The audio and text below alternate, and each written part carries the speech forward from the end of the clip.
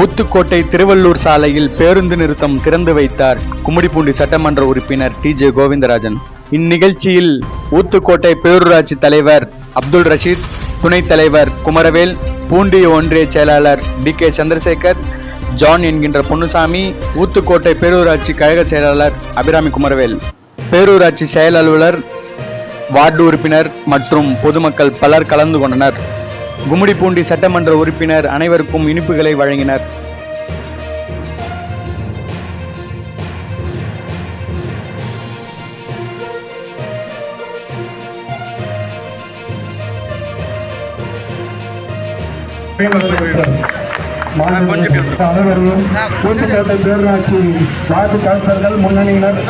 மேலும் உண்மை செய்திகளுக்கு நமது அக்ஷய பாத்திரம் செய்தி சேனலை இப்பவே சப்ஸ்கிரைப் பண்ணுங்க.